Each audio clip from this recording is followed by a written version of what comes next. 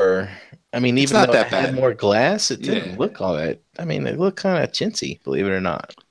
I thought. What the like the white trimming around it? No, the aluminum frame is the one you're talking about, Oh right? yeah. So you're thinking that was a little chintzy. Yeah, but the wood face ones definitely have a bit more class to it, I think. Yeah, it's more of a designer, I would say, Yeah. feel to it. And like you said, I mean, for the big stuff, it looks good, but for 6 inch, I mean, you might just Yeah, want to put like a platform of foam on the bottom of the shelf just to lift them up a little bit if you wanted to do that. But yeah. Like I can see that. Like, you can even like take a same size plywood or buy another shelf because Best does like have shelvings, and you can just buy another shelf and put it at the bottom just to lift it up a little bit. yeah, it's Yeah, true. but it would only be the size of a shelf. Like it wouldn't match perfectly the size of the frame of the actual box. So, you know.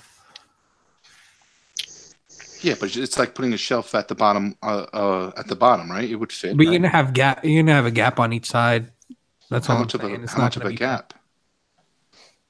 not that much. Yeah. Mind the gap. Gap life. Shops at the Gap. I feel a poop coming on. I don't know if I can make it through the whole show.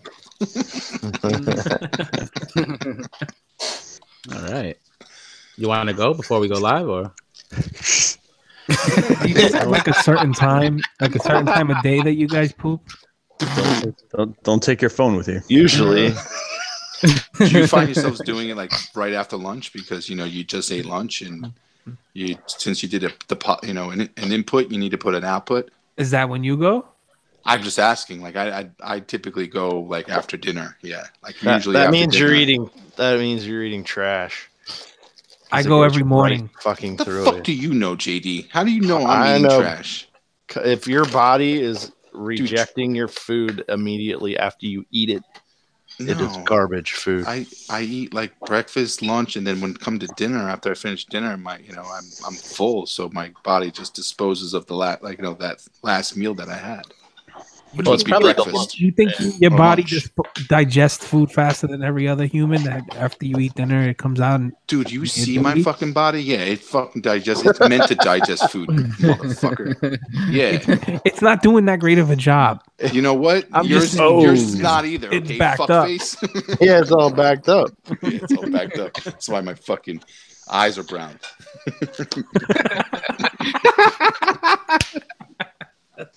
Full of shit, Dave. Right? I'm full of shit. No, I'm just saying you don't make much sense.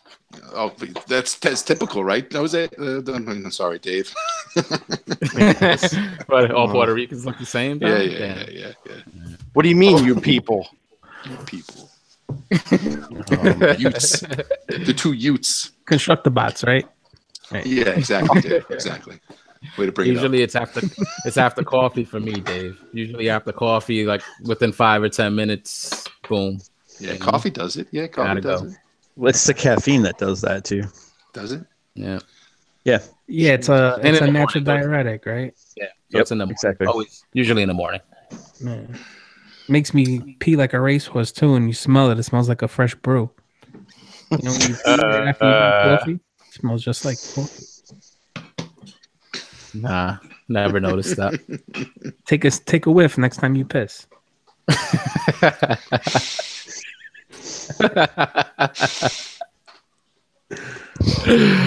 Oh shit! All right, what's up, guys? Welcome to another episode of Breaking the Mold. I'm Harrick and BX. Let's say what's up to the rest of the crew.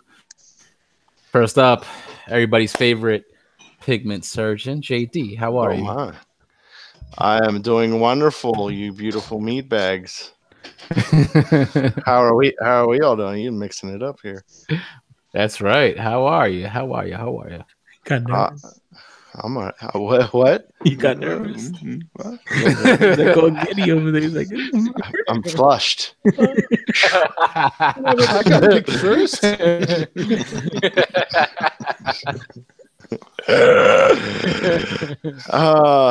Yeah, I'm good. I'm a bit tired.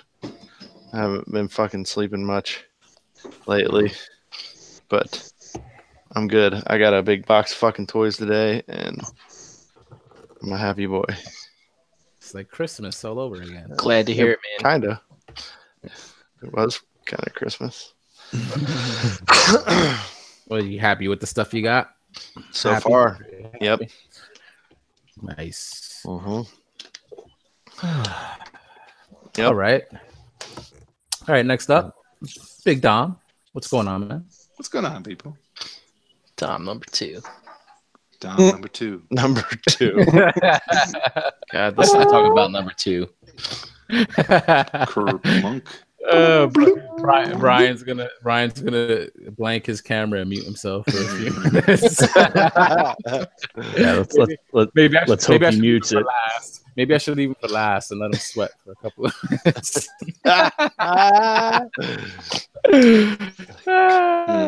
Should I introduce you next, Brian, so you could do what you got to do?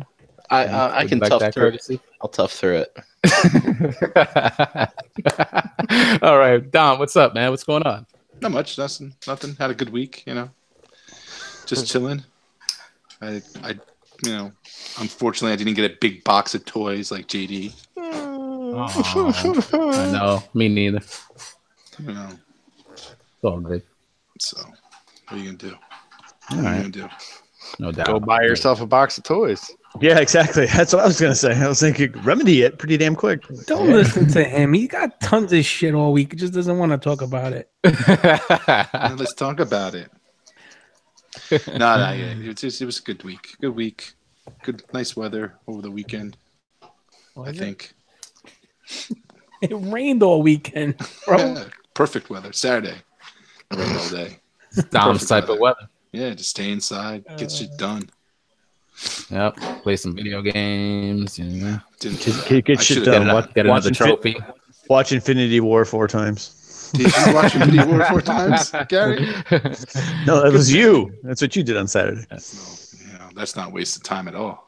No, I agree, Dom. I agree. That's not wasted time at all. That's watched- good. I watched that at least probably twice over the weekend. So yeah. It's a Netflix. good go-to movie, really. It is. That movie makes me feel for Star-Lord, Oh, it's Netflix Why makes is- it.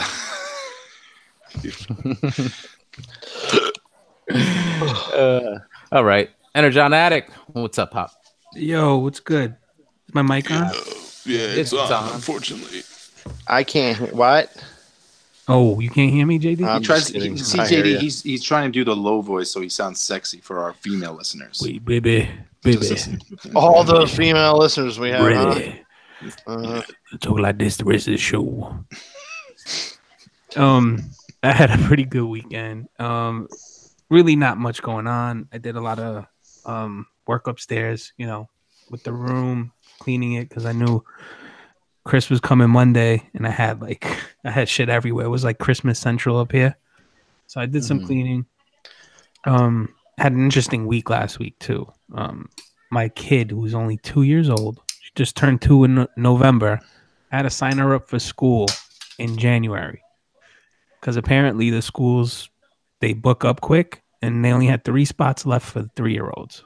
So come September, she'll be eligible to be in the 3-year-old class. And I had to sign her up now, believe it or not. Which I was started that early, bro. I didn't Yeah. know they started that early. Dude, what do you learn when you're 3 years old? well, it's funny you say that because all right, so my kid's 2. She counts to 15. She knows all her ABCs. She's Your wife, I would say your, she's pretty. your wife must be teaching her, right? Yeah, okay. You can't even man, that was good. That was good. No, you want to know something? I think a lot of that has to do with who you surround your kids by. Like for me, my It's true, parents it's true. they had to work, a 9-to-5 job, so I was always with somebody, some babysitter who hardly spoke English, because I didn't speak Spanish, so I was brought up fucking talking like Spanglish basically, and they couldn't teach me much, at least in my language. So for her, I think it's her grandparents. She's surrounded by them constantly, and then us, and we don't talk to her like a little kid. Like I'm not gonna goo goo gaga my kid. That's Like good. she Good. starts acting stupid. I'm like, why are you acting like that? You're acting like an idiot. Like I talk to her like a human, like like a person. like an adult. And she's picked up on it. So She's pretty good with that. So, and I like the school, so we kind of went with it. Like when I went there, I liked the people, and the kids looked like they were actually like enjoying themselves. So that was something like that was important for me because she's only going to be there like 3 hours a day. It's not like an all day thing. Okay. But Well, there's it's a a good tuition head start. involved. And Is this preschool? This is preschool, right there. I think it's Is that- yeah. I don't know if it's called preschool, but I think it's like preschool. If that makes any gotcha. sense, you Yeah. know, because I think she's only because they take them at 2. Believe it or not. Wow. Damn. Yeah. That's definitely like a preschool because usually preschool is 4 years old because I know usually kids were going to kindergarten at 5. So Right. Yeah. you know that's My that's a niece nice. is, my niece is 3 and she's like in a preschool. It's also like it also has like a daycare at the end of the day. So like they'll go to class and then they basically go to daycare after that. I don't know. Seems like a nice, easy way for these schools to make extra money. It's like, how can we get them extra money? You know what? Let's put them in school for 2 more years. It's the truth, though. Call it preschool. Yeah. Pre. You know, it's Preschool. it's important for me because she may learn more at home. Like, you know, if she's been doing well at home, but it's about the social aspect of it. Like she needs to get out there and know how to be a human around other kids, you know, because if she's not surrounded by them and then, you know, all of a sudden you pop her in there, she could have like some kind of separation anxiety from us, not want to be there with a bunch of kids staring at her or not learning how to share, shit like that. So I think it's more for that than it is like, you know, them multiplying or fucking learning cat dog or whatever the fuck it is, learning how to read. It's more so just learning the social aspect of, you know, of it. Mm-hmm. What's wrong with not learning that at 5 like the rest of us did? It's not the same fucking, apparently it's not the same world we live in. 'Cause Yeah. that happened to me. I mean, not to drag on, but I was fucking 5. I had never went to preschool. I went straight to kindergarten. And my first day was the same shit. I was like one of the last kids in class. All the kids were sitting down already staring at me, and I freaked the fuck out. I was like, get me out of here, you know, running to the door. My Dude, the same thing happened to you at NJCC this past summer. Yeah, man. So, I mean, that's why for me it was important because I said I don't want that to happen to her. It was like my first week of school was like fucking traumatizing. But it That's is why for everybody. that's why we have to communicate, Dave. Second Like day, and it was the worst, bro. Like, it's horrible. that's why we have to communicate, Dave. Like, are you okay, Dave? Are you okay? I mean, here he's talking about a head start, but like, there's no head start if everyone starts at the same time. So I don't fucking get it. You know, Here's your head start. Kick I your mean- ass. Well, not you throw everybody everyone in gets the that. pool at once, and not Not everyone floats to the well, top. I mean, that's yeah. the way it works. Well, not everybody gets the head start. See, so Dave didn't get it as a kid. I didn't get it as a I kid. didn't get it as a I went kid. straight to I think kindergarten. Brian's up for I natural mean, selection. a head start is technically cheating, right? If you go before the gun goes off, then Yeah, that's ground for disqualification. yeah. They call it a handicap. You go back to preschool. No kindergarten for you. It's like handicapping your golf game. Yeah, sure, man. I'll give you Listen. strokes. Yeah. Listen, you got to pay to play. You got to pay to play. That's what it's all about. Yeah. As Dave is finding out about now. It's elitism. That's what it is. It's Yeah, terrible. man. Yep. That's like 2 or 3 less fucking hot toys a year for me right there. And that's the Yeah. I'm just messing with you, man. I know what you're trying to say. I'm just trying to be a jerk. I hope it's working. All This is- right. This is about the time where, like, you know, the cop is going back to his car to get to check on Brian's license and everything, and Brian just drives off. You learn to drive by watching. He's like, yeah. Well, Brian, hello, and how are you? How you doing? I'm good, man. I'm good. How you guys? You were nicer when you sat down, Brian. Get that man a chair. Get that man a chair and a glass of gin. Yeah.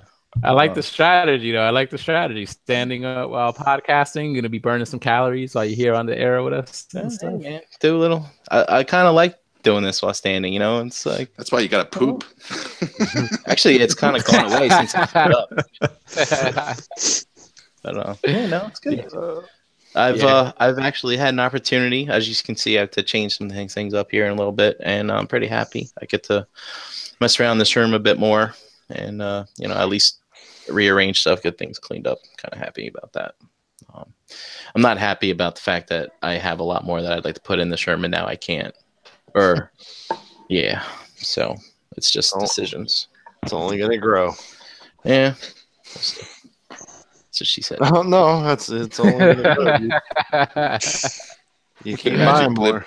With a magic blue pill, it's only gonna grow. Yeah. I need to come up with a system for this that I am comfortable with, that doesn't involve just like dumping stuff and not seeing it again forever. Just like, like Gary said, what's the Japanese saying? I don't know the phrase, but the idea is, does the item bring you joy? And if it doesn't, you thank it and you move it out of your life. Yeah. So I'll have to look it up. There's maybe someone in the chat knows, but there's a legitimate phrase for it. Can you apply that to friends, Gary? Yes, you can. You can, Dom. You can put your hands on their shoulders, look them in the eye, and say, "You no longer bring me joy." Oh, thank you very much, Dave. You notice he's looking up when he does that, right? Yes. Nice. Other than that, I'm good. I don't have any stories about sending kids to school or anything like that. No. Me neither. Blessed to not have any currently. So, all right, G Money, what's going on? Hey, what's happening? What's going on? Chilling, man. How are you? Everything's good. Busy work week and busy day. I'm studying to take my New York State Notary Commissioner exam next week. So it's going to be a notary. Oh, nice. Yeah, he's going to be notary. For I commissioner. can get you to notarize some documents for me. Nice. Yeah, in the state of New York, it applies throughout any county, as I'm learning. Right. So I will stop writing Dave text messages so he doesn't have to print them out and notarize them. Yeah, Dom's like, can you notarize some receipts for me? They're legit. Because Gary said so. Yeah, I'll have a stamp and everything at some point. So that's I got that going for me. So that's exciting. I mean, you got a card to put in your wallet, and, like, you can flash that. He's got like things to do in life. Notarize. What are you planning on doing with that? Are you trying to? We need a business or something like that? No. Although I could technically, and I've learned what I'm allowed legally to charge per signature. We need it for work, for my job, because we deal with powers of attorney and things like that. So you want to have so many people on the staff to get it. But it's interesting. I've had it in several other states. Most states aren't that difficult. You pretty much go in, you fill out the paperwork, you pay the fee, and boom, you're a notary. But some of my associates have been failing the New York state test. So I printed out the study guide, and the study guide is it's quite thick. They give you like 5 practice tests. It's like a little ACT, SAT, prep work. So maybe it's geared for those who started school a few years early. Exactly. Head start. Right? So I figured, I'm gonna take one of my managers and a couple associates on Tuesday and make sure that we go get it done and have enough of what we need. So yeah, it's interesting. Yeah, it's good. Gary, Nice. I'm just curious, how much can you charge per signature? $2. I was about to say When's this test? It's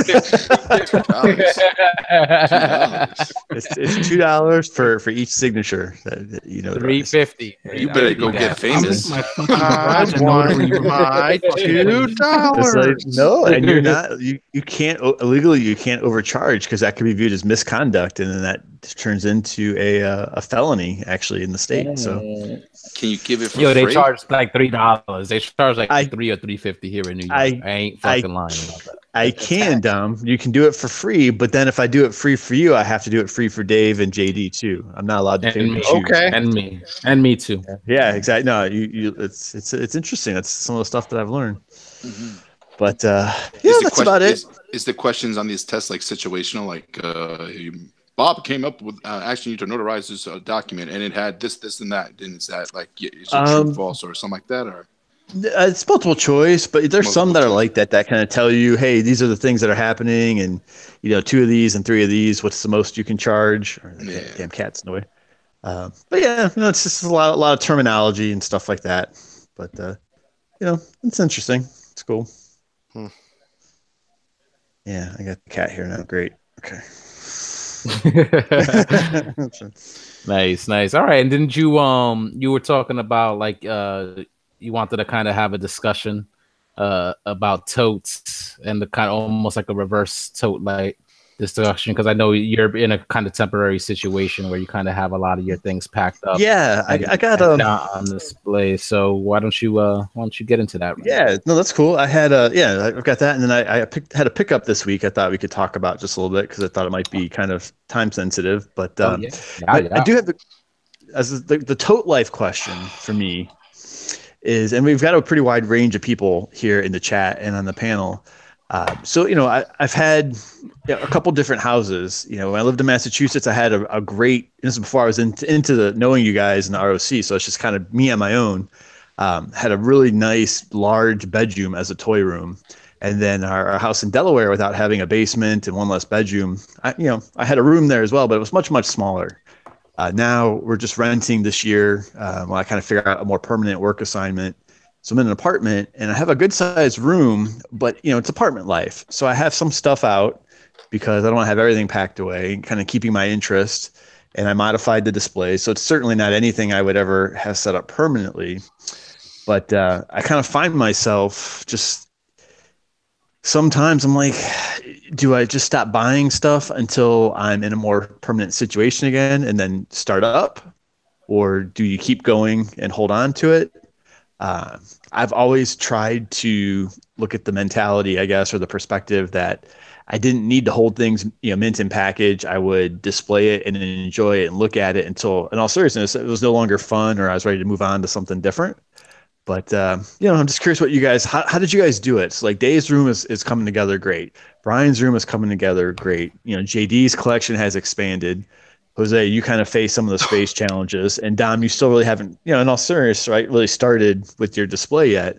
But I'm just curious, what did you guys do to keep your interest, or did you not have the same interest? And okay, I got you. Got you through it. I got you. So first, I want to say you just said something like you questioned yourself whether you should be buying and holding on to stuff. Right. Well, it depends on what it is. If it's something you're really vested in, but you don't have the room for, like you love it, but you don't have the space for it, I would say pick it up, because you don't want to go hunting for it, 2 years from now and you can't find it, or it's double or triple the price. I always say I'd rather pick it up now and worry about it later. You know what I mean? Or not worry about it later, basically. So for me, I used to pick up because I was collecting at the beginning, masterpiece figures, for example. And I had no room for them. I had nowhere to put them. So I would leave one out. We all know this, for a week or two, and I would put it away. But what kept me going, I think, was probably the taking pictures of them, the toy photography stuff, because at least you got to share you shared your toy with whoever I guess follows you on Instagram, or sometimes on a Realm of Collectors photo challenge like Jose's running now. All out action. Right. I mean, my photos were fucking shitty as fuck 2 years ago. Not that they're much better now, in my opinion, but 2 years ago they did a photo challenge that lasted 7 weeks. So that forced me to pick up toys and take them out their boxes for 7 weeks to do that challenge. And I wound up winning it, which was cool. But it also kept me engaged with my figures, because sometimes I would go through those lulls and I'll be like, you know what? Fuck that. Like, I don't even know why I do this, because it's in the fucking box. It's sitting in the corner.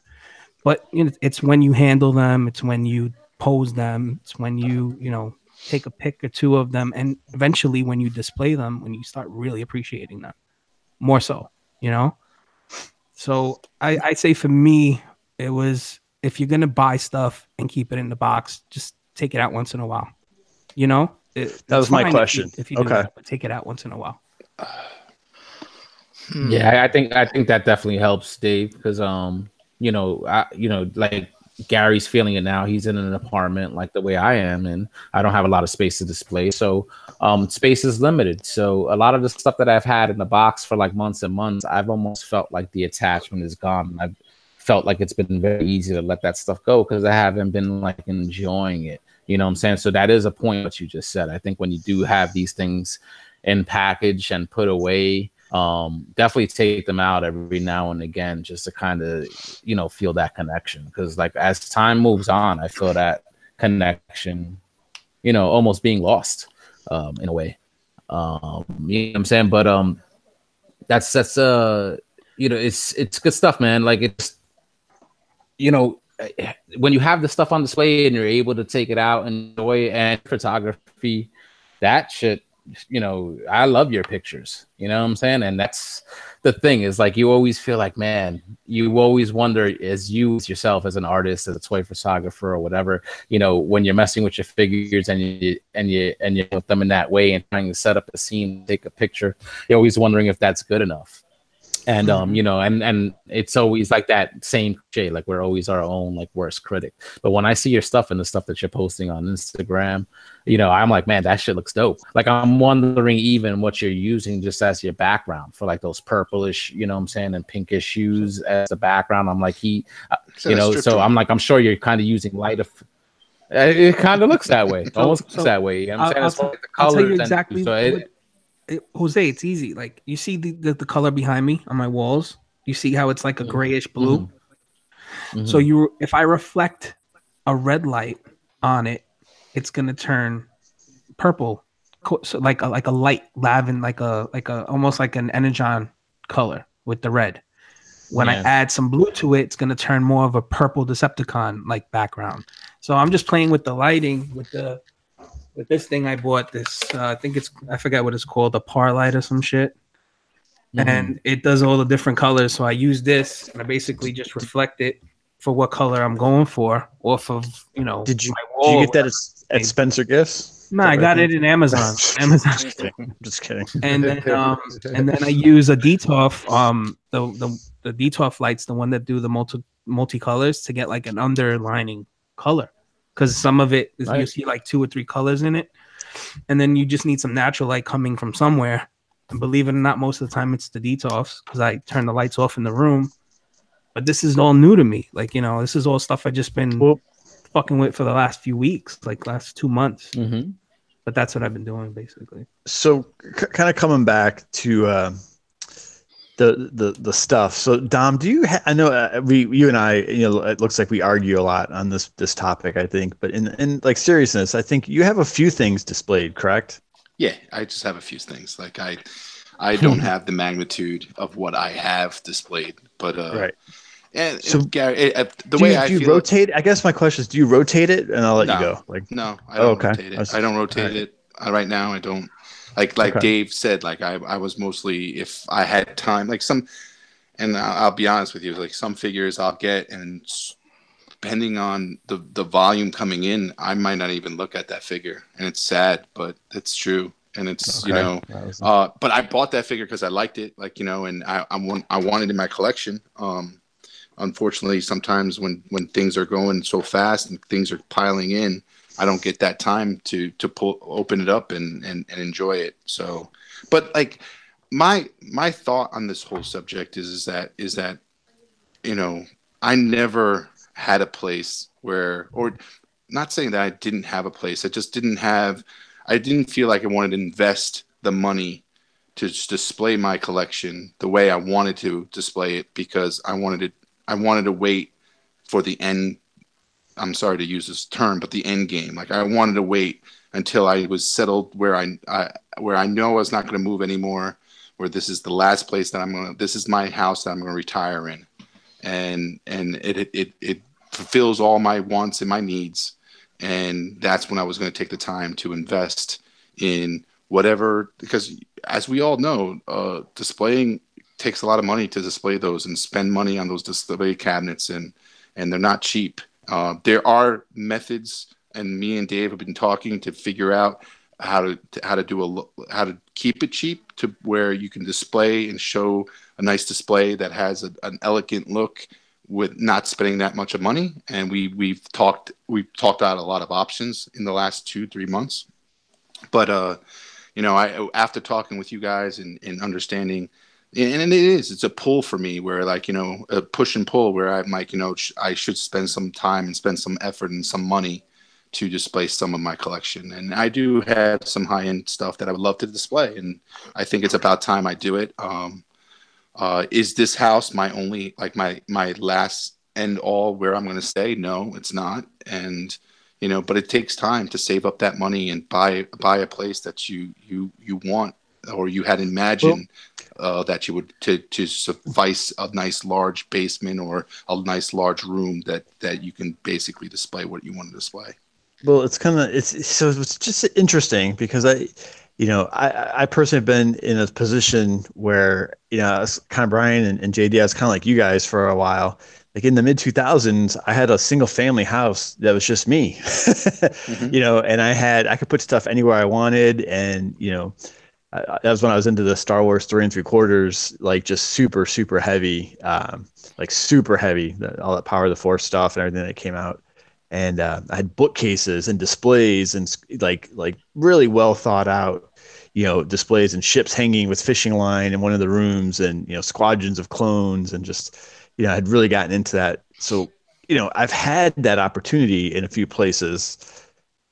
So I don't know. I just feel I'm kind of a little bit of an impasse because I feel like I've been there and done it, and now I'm in like this kind of holding pattern. But I still enjoy looking at the stuff, and I love the hobby of looking for it. But like I find enjoyment in everything I do in the aspect of collection, like whether it's buying it, trying to find it, and eventually playing with whatever I have at the time or whenever I make time to do so, and eventually then displaying it. But when I get those thoughts, like you're saying, Gary, should I just sell it?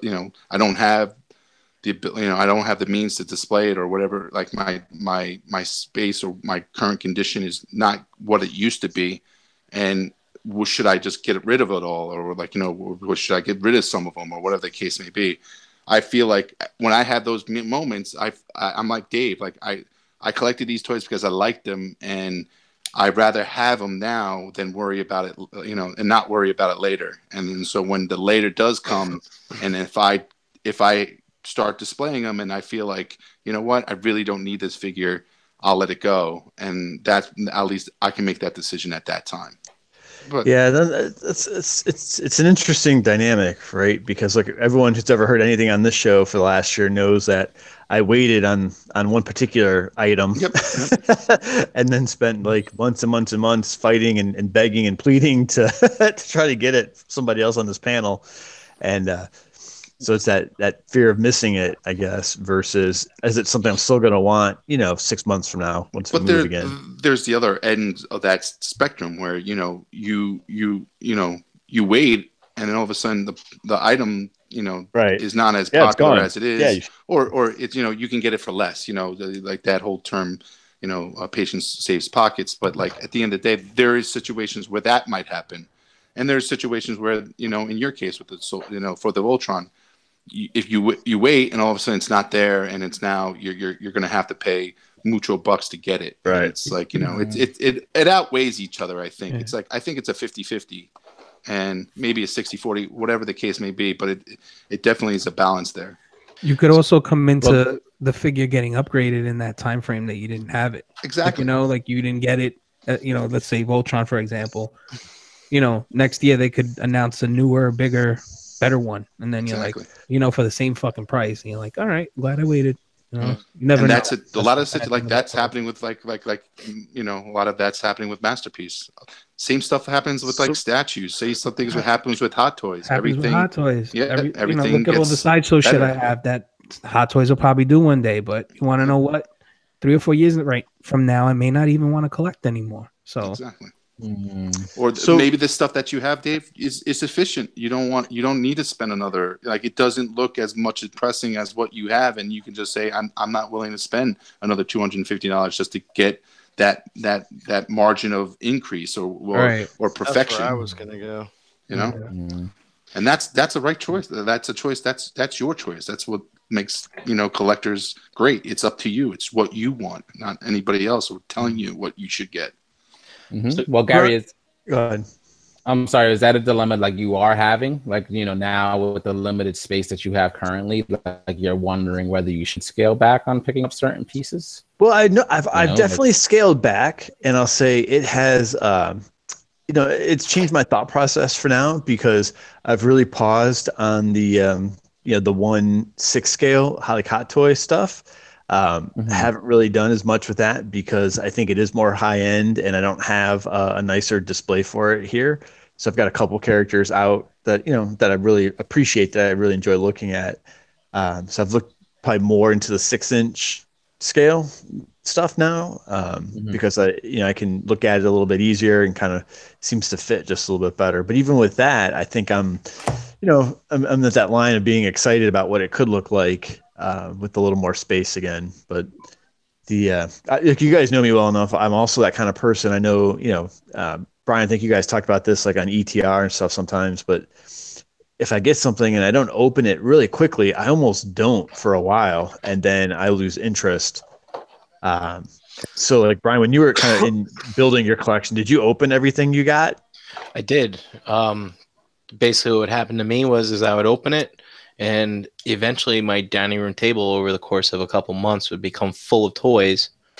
And then an event would occur where I would have to have people over my house. So then they would all go in the boxes and then, rinse and repeat. Basically, that's what would happen. And I have to say, when I had that stuff on the dining room table, it's like, of course, that was when I was first getting into collecting. So everything new coming in was exciting, right? Meaning, God, it's sad to say it that way because it's not that way now. But anyway, it was because everything was so new. MP was new. Chug was new to me. Stuff. SH Figure Arts was new to me. Stuff like that. Black Series, everything was new. So you get it out on that table and you put it with the stuff you've accumulated recently, and you look at it and you're just in awe of it, and it's awesome. And since it's downstairs in the living area, I'm coming across it multiple times a day as I'm going through.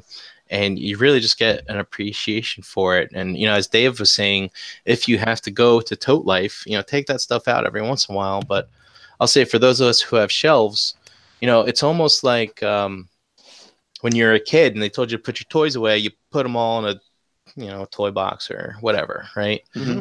So it's like here, it's like, all right, put your toys away, you put them on display. So it's like the toys are on display, but they're really put away, Right. So it's like I kind of, as I'm learning to live in shelf life, I find that, take it off the shelf and put it on the table in front of you, or take it downstairs, whatever. Even if you got a significant other that'll get pissed at you, take something down and put it on your coffee table. Yeah. And just, fuck with it. And sit there and look at it. Mm-hmm. Look at it from different angles and stuff. And I mean, you kind of get back into the way of appreciating these things, which is why you got into these things to begin with. So, yeah, that's a good point, because I've got, the room I'm in, like, you can't really see it, but my TV's like on a TV, a piece of furniture, and it has like a shelf, and it fits like 6-inch figures really well, although it's a little shallow.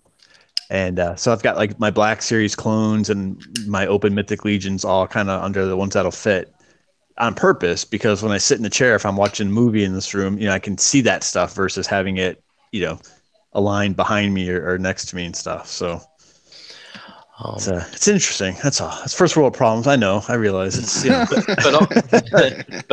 I mean, interesting points brought up by the guys here. I mean, Dom, you had mentioned something like, hey, this isn't my place where I'm going to live forever. When I retire, I'm going to have a place, so I'm going to be able to, all this stuff I've accumulated, I'm going to be able to appreciate it like other people can in their current situation. And, something like, I look at this Diaclone Reboot collection, right, and it's complete. And I've opened like 3 of them. And it's like, you know what? It's just, this is something that I know I want. I know it's something that I'm going to love when I get it open, but it's just not the right time right now. Exactly. Like, I feel like example that I put it in is like my 401k. I put money in that thing and I don't see that money. I won't see that money until I retire, and I won't enjoy that money until I retire. So the thing is that the way I started collecting when I knew I didn't have the room to display it or didn't want to spend the time investment to display it, I knew that the enjoyment was there. It's there. I'm collecting it. I'm collecting it. I'm collecting it. And then when it happens, then I can enjoy it and just say, hey. Yeah, but Dom, money doesn't change. It's the same money that it was like 20 years ago. Toys don't change either, man. It's just the same thing. Sure they do. No, they do. They totally do. The enjoyment of a toy doesn't change. If I had, sure does. No, but if I had been, collecting Black Series the whole time along until they updated the face sculpts, I mean, like, and I had a bunch of that stuff packed away, I'd probably be like kind of meh with it. To me, like, I will love my MP01, and I don't love my MP01 less because of any of the new MPs that came out from Optimus. I love that toy. It will always be in my collection, and the love that I have for that particular toy won't even lessen the love for the other MPs that came out. So it's just the enjoyment of a good toy and enjoying that toy. Like, that's how I feel. Like, Wait a minute, but like I can't help but be 30 right now. I'm sorry, but like, when you get a piece of ass, right? Like when you're like 15, 16, whatever, whenever you started getting a piece of ass. 10. You're telling me you hold that piece of ass to the same regard to the piece of ass that you have home, that that you dedicated your life. It's not the same. So it's a very, very good way to put this, Dave. Listen, that's the way I see it. Because toys to me, like right. The older ones can go, like, like they can be easily replaced. Right. Master Hoarder in the chat, he said MP44 over MP01. Yeah. Master Hoarder, go suck it. whatever. And you got it's time, but it's time now. Okay, you're implying my, like, okay, whatever. But the thing is that then you have to think, like, if you bought a toy and that toy is no longer, you're not finding any enjoyment of that toy, then go ahead. You have all the right to get rid of it and not worry about it. I'm not telling you that. That's not how I feel. That's not how I feel.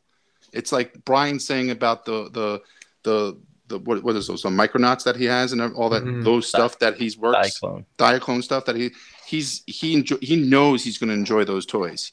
He hasn't enjoyed them now, but he knows in the future he will, and that's why he'll keep them. And at the end of the day, that enjoyment is not going to deplete in any time, because when he does open them, that same enjoyment that he knows that he will have if he opened them today will be there in the future. That's all I'm saying. I will say one thing that I have been thinking about that maybe more so, because I don't do toy pictures, so that's probably not something I see myself starting to do to keep the interest. However, I do get a lot of excitement thinking about what the display options would look like, whatever that space is, because I've had, in each of these houses and places I've lived, I've had a very different display setup on purpose. I've done, floating shelves. I've done kind of more traditional bookcases that fit. I've had, a lot of different ways to do it. So I think I find myself probably more equally excited, not so much about what's going in the displays, but what's that display going to, be different compared to what I've not got to see from people in the realm, right? And in the post, or the way people do their collections. Well, displaying is like Gary. Displaying is an art. Like it's. There's no wrong, or way doing it. Like, So if you tell me, display... I work for a selling organization. You have to tell me that displaying your product is equally as important as what the product is. But presentation does matter. Yeah, it absolutely does. It matters. Well, it all depends on who you're presenting it to. If you're the only critic, then you just you take it for what you are. Yeah, what it is. I'm not trying to impress anybody with my collection. No, it's not impressing, but I think it's just what you said. It's getting enjoyment out of what that looks like. All right. So if it's floating shelves for you, use floating shelves. If it's DTOFs for you, then use DTOFs. If it's anything else for you, then use whatever you want to use.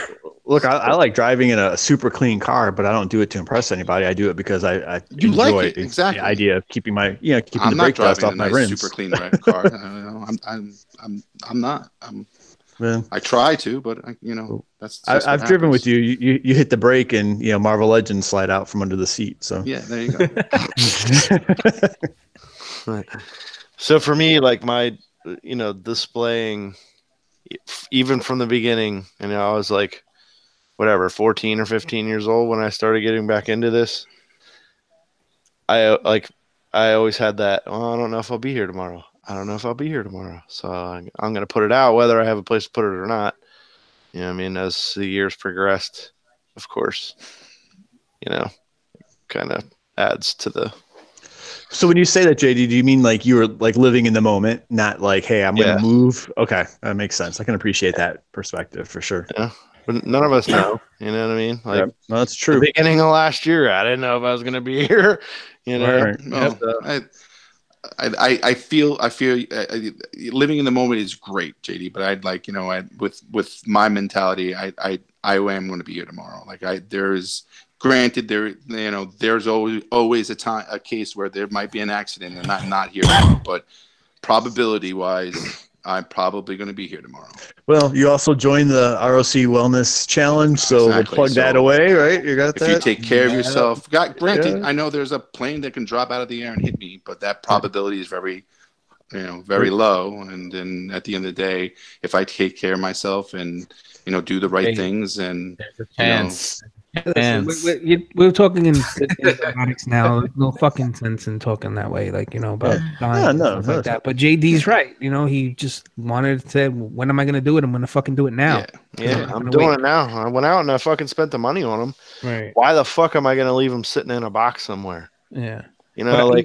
I've lived in situations where I didn't have room for them, but I didn't fucking care. I did it anyway. My ex-wife, she fucking hated it. I had a room in that fucking house. Didn't matter what the fuck she said. This is my fucking room. I'm putting my shit in here. Sorry, you don't have anything for a fucking room. Sorry. This has always been part of my life. And if you can't accept that, see ya. Yeah. Then you got rid of her. Yep. Return to sender. Get out of here. Well, I think we've talked that I'm not fearful of not collecting something. It was just kind of some interesting dilemmas because there is a lot of stuff.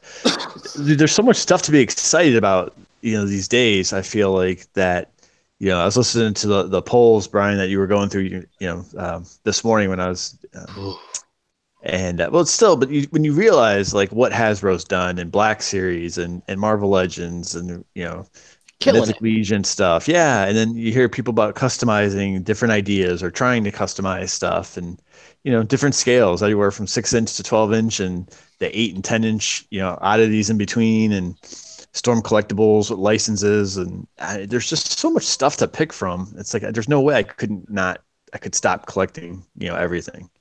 Exactly. So. JD, the few guys in the chat were like, "Yo, mic drop." Hey, mic drop.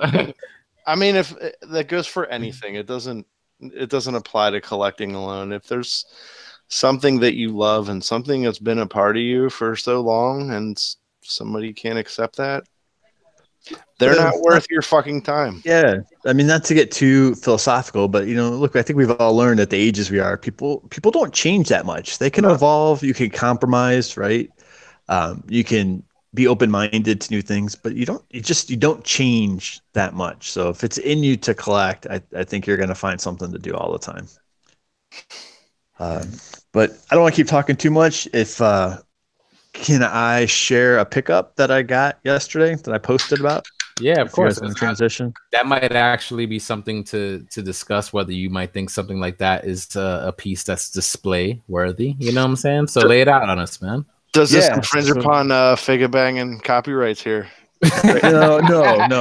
So I am not transforming anything. Not at all. If the cat doesn't get in the way. We got me, we got Brink, we got JD here. We got about we got the crew. I don't want to see Gary have a panic attack on. Yeah, I know, right? So I apologize if it looks like crap because I do this, through my phone. But all right, you can keep still for a second. You guys got this guy. It looks pretty fucking good. He came yesterday. It's the Magic Square MP Prime, right? We all talk about all the Prime options that came up. And shout out to Antoine, who does our Instagram for ROC, because he had posted a link for an overseas seller. I was like, let me give it a shot, which was a really good price. And, even getting it shipped, it got here pretty quick.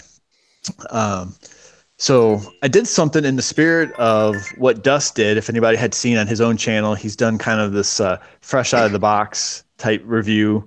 And it's not really a review, but it's just first impressions where he opens the toy kind of live. On a show, and it's really cool because you get to see someone's like just natural reaction. So this is what I did yesterday, and I've said this before many times, and she could probably hear me in the other room. My wife is very supportive, meaning if I'm happy, she's happy. As long as I don't make her learn about this kind of stuff, she always says, "Just don't make me learn about it." Right? And like, these Mythic Legions are great. Here's why. She's like, I don't care. Which ones do you like? She's like, just don't make me learn. But she has, she has picked up enough where she'll recognize names. So she'll know Fans Toys, some stuff she's given me as gifts. Does she say it like Fans Toys? she does actually. No, she doesn't do that. But so when this came yesterday, interesting enough, and I know someone else posted on my post on Facebook that theirs came the same way. They shipped it. It wasn't like it came from China, so it wasn't wrapped in styrofoam. It wasn't wrapped in a block of tape.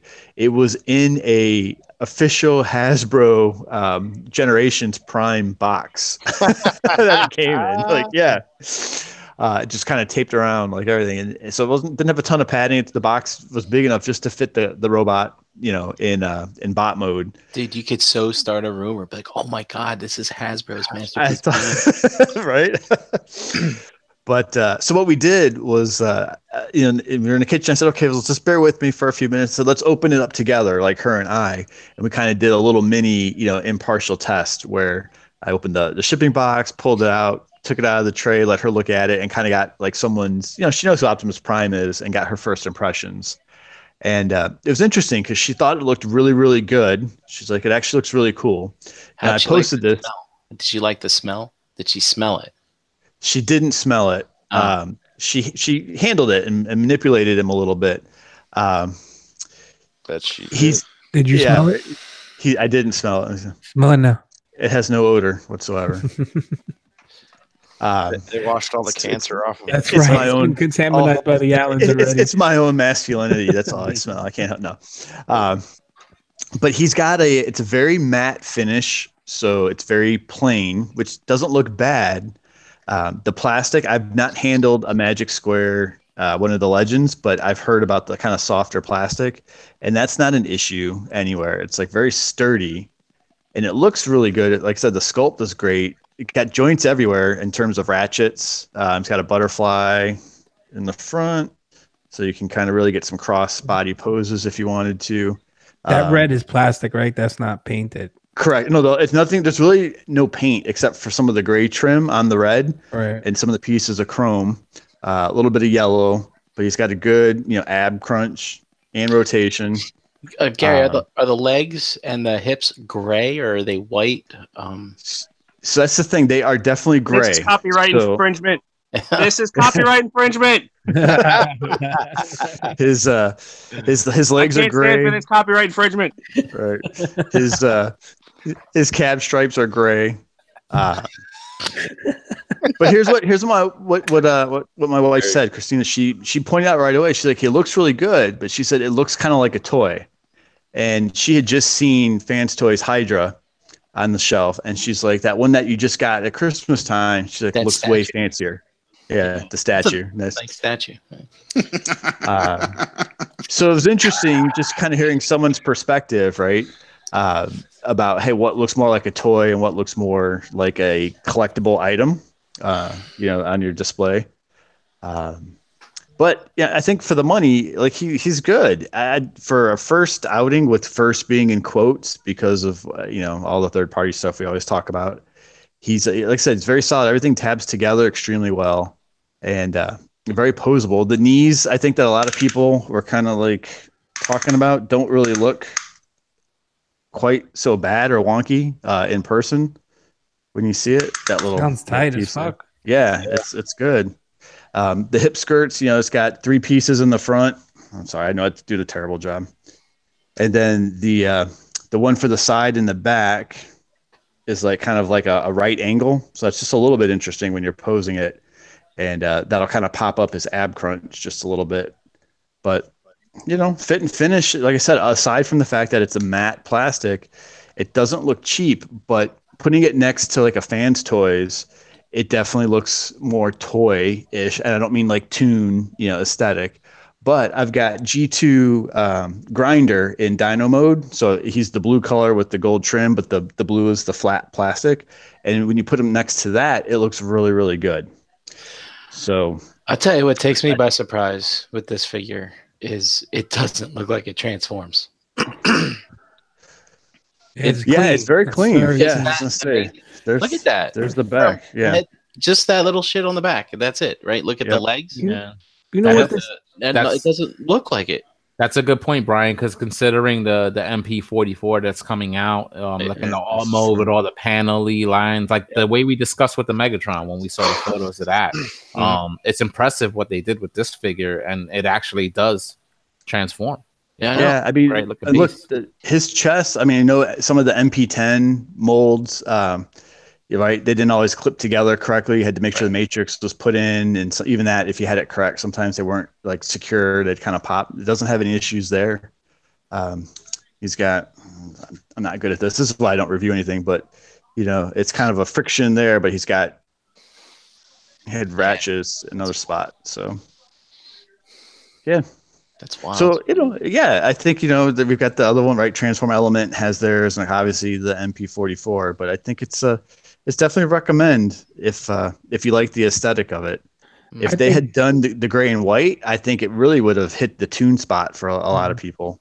But I think what that is just a well-priced prime to play with. Like you know what I mean? Like I would agree with that. If it was painted, then you have a debate whether or not that's your fucking new MP Prime, but that it's not. I don't think it'll ever fucking. I agree. It'll ever take MP10's place for now. So you guys keep saying about the paint and all that stuff. Hasbro's just going to use it might have a gloss finish on it, but they're just going to use a normal red paint and a blue paint and white paint. JD, what I'm saying though, if you got this thing and painted that shit up, it'll probably look fucking way better than it looks. Well, it looks good. The sculpt is fucking there. It's just that it's not really painted well. It's not painted at all. Is the paint the only thing that you could say that's keeping it from being like MP quality? Is that the thing, or is it the look or any other thing about the figure? Well, I think the look is, to me, the look is there. Yeah. Look, if you, I mean, we don't have MP, the new MP Prime to compare it to, only with pictures that we've seen. But you show me this right now, and I'm like, yo, that shit looks dope. It looks like it looks like the cartoon, just like it. Yeah, it's not painted for my taste. So like Zeta stuff doesn't have paint on it. Right. It's a shame. Toy World doesn't have paint on it. Well, that's what I was going to say, JD. I think, we hear this debate about the toy or the Toon feels. So this does not have these little vents on it's like the vents on the bottom flip over. He does have a rocker, like an ankle rocker. So you can get some dynamic poses and stuff. But he's not all smooth like Ironhide or Inferno or Grapple, without missing some of the detail on the line work and stuff. And if you look like on, inside of the leg, right? You can see. I don't know if you can see that or not, but he's got little details and some. I think that looks so good. I think that looks so good. Like the way, just kind of the curve of the leg, like because it just has that animation kind of like feel to it. The way that is, you see, the way it kind of curves out. From like the calf and stuff, how the top of the calf is a little bit smaller than from the bottom end. Like, it looks pretty good for what they did. But I could understand what you guys say, like about the paint and stuff like that, keeping it from maybe being that quality looking piece like on the shelf. But yeah, I mean, I just prefer if it's gonna be mass. I prefer that it has a finish. Oh, There's a lot. I just died. Oh, dude, sorry about that. Jeez. There's a lot of things that don't have it, and I do regret it on the ones that don't have it. I really just wish it had it. Yeah, but aside from like when Hasbro or when Takara started actually painting their figures, which would have been what, Ironhide? No, I mean Prowl was painted Beyond? Blue Streak. I'm looking at Smokescreen was painted. Even MP10 Takara was painted. Like his shoulders are painted and the chest was painted. I don't have the Takara MP10. Yeah. Mine's all just red plastic. But like looking through, because I would imagine you probably have a lot of the same figures that I have. Yeah. And there is a lot of stuff up here that does not have paint. Yeah, they took a break on Wheeljack and Red Alert, I think. But so I think it would match. Yeah. Better. But I mean, if it wasn't a matte finish, maybe if it had like a glossy finish, like X Transbots, like that X Transbots. Yeah. Now, see, it's interesting because I was thinking the same thing. Like their Scourge, right, and their Cyclonus with that kind of polished plastic look. But I almost wonder if that would take away some of the detail because there's a lot of like details, and some line work on this guy. I was telling myself too that I think I would like the matte finish, like maybe like the glossy look isn't always the best thing. So let me put it to you this way: those of you guys who have one of those Weijing, right, the MPP10s, right, that came out a couple years ago. Yeah, I know, Jose. I forget who it was at your table. Someone had that kind of battle damage matte finish version that just came out, and I would compare it to what that looks like. Okay. If that makes sense, versus like what the MPP10 looked like the first time. Box, huh? A little bit, not quite, but we took it out of the box yesterday. You got nothing else to do, Gary? Right out the box? Huh? Really? Gary's biting all types of people. Gary, you're a fucking bottom feeder. Next week, I'll give you $80 ship for that. Right? I was just gonna say, Dustin's first in line to claim. I told him yesterday. I was like, "Give me 2 weeks," and then hashtag claim. I didn't even bother hitting up Handy today. I said, I'm gonna just buy Gary. Right out the box, huh? You fuckers. Have a good night. I will say one other thing. Out the box, I'll tell you that. I guess for whatever reason. Go ahead, Tom. I just like with the matte finish. I just wanted to get back to that because I agree with Jose. Sometimes I actually enjoy the matte finish than the glossy, but like, don't you find it funny sometimes when when it comes to action figures, like more of a glossy on an action figure makes it look more of a toy, and the matte finish makes it look more of a realistic look to it. So it's So it's funny when it comes to Transformers, where it's sometimes the reverse. But they're metal. Yeah, true. And it's I find it really weird because I do like that matte. I feel terrible for nitpicking on it because a lot of my favorite figures here have a matte finish. Like, hello, Phoenix. I see you there. Yeah, don't see right. But no, so that's a really good point, Brian. Good. Yeah. Do you have your walls painted in eggshell or black? I use semi-gloss. Semi-gloss. Okay. There you go. Stucco. But no, it's funny that you mentioned Phoenix. Because for whatever reason, you guys know we've got our chats and stuff, and Dom and I was kind of messaging him like, "Hey, did you get your shipping notice?" Because we ordered it from the same place. His probably shows up tomorrow. But for whatever reason, I'm not frivolous with money either, but it was a little bit cheaper than buying it from one of the U.S. stores, right? Like when you're kind of smart, just like the Amazon Japan for getting MP44 and saving money there.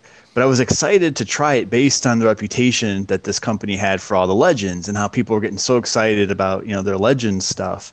And, aside from the toy, I was more curious about, you call it being the guinea pig or, just kind of trying something new because I did like the aesthetic. It was nice being surprised, I think, or feeling like I got a good purchase versus, all the controversy around Hydra because it's Fans Toys, or when Fans Toys RC came out and what that looked like.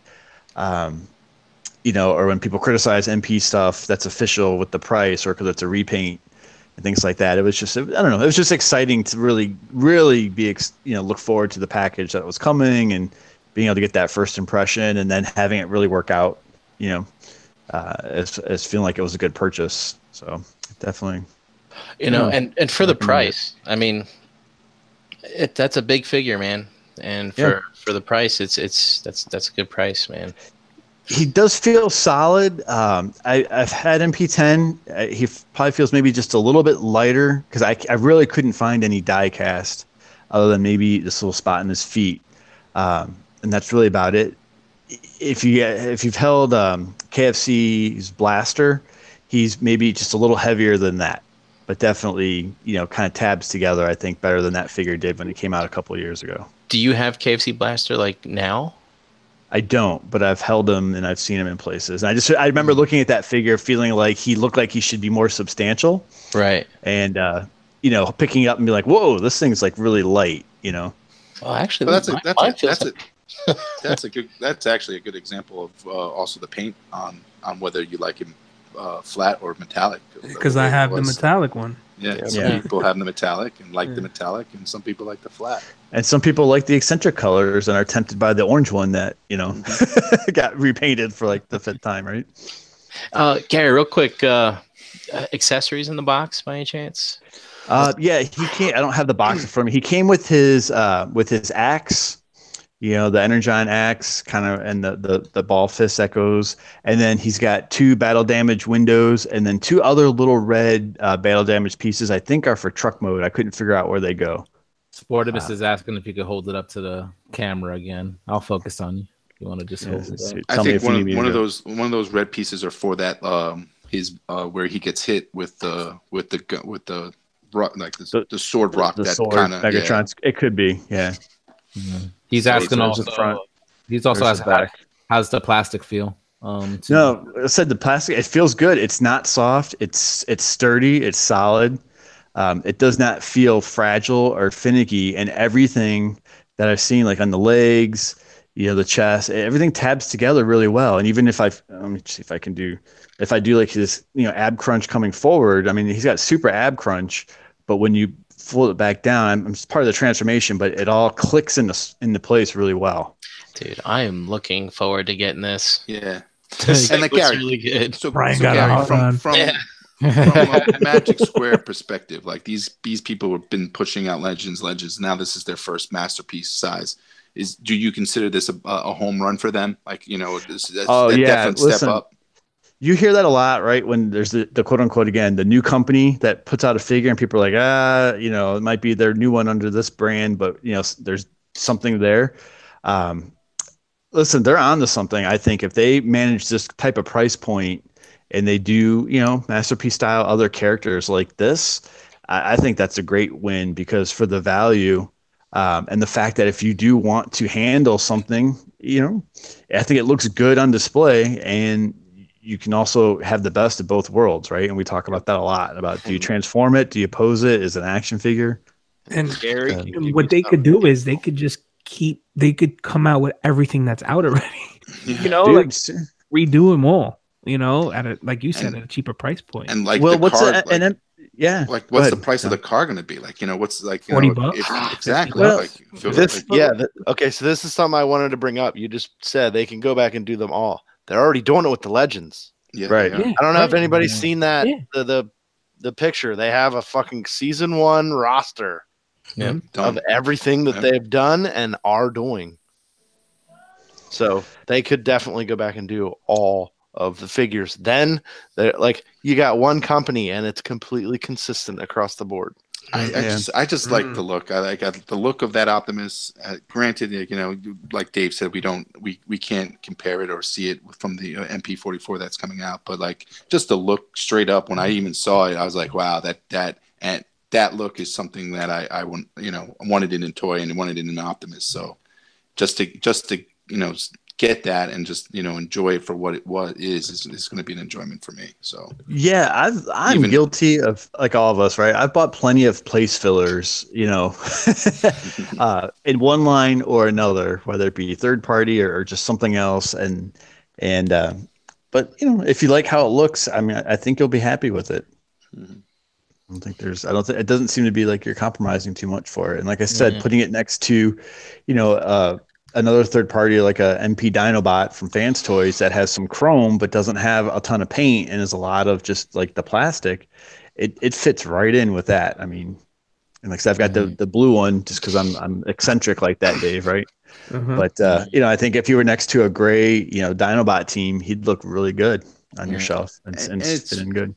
And it's funny because I saw one of those photos again where they're stacking all three of them together. Like, you have Magic Square, you got the official, and I've got the third company that's making it. But like, they all look good. Like, they all look and have a feel of that definitely I'm enjoying and I like them to go towards. But like, it's just like, I don't think any of these are going to be that bad toy, whatever you go with, Yeah. And it's great that, I don't know how much the other one's going to be from the third party that's coming out, but if say it's like $150 or $160, or you got three different price levels, so you can for your financial standpoint, you can enjoy and not really get anything different. You know what I'm saying? It's a very small degree of separation from all three of them. Yeah, I agree with you, Dom. They all look great, and there's just certain things. I think the Magic Square looks the best, but what's the other one? That transform element. Like the only thing I don't really like about the Magic Square is that they don't have that, like the way the Matrix is exposed, beneath the chest, but the other one has the piece that covers it. Like, you know what I'm saying? So it's almost like I wish you could almost do a mishmash, but I don't think you could almost go wrong either way you go. They all look great. And I'm sure the MP44 is going to be super articulated, and you can get them into poses like that they're going to blow your mind. But like you said, Jose, you wish you can just combine them all three and get a super, Optimus Prime that you can enjoy. But when you do that, Tom, it turns into MPO1. So yeah, there you go. Yeah, but right, but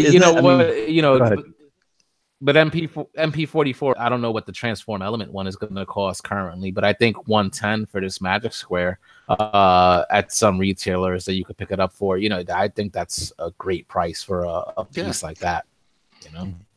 But what a great time to have options. Yeah.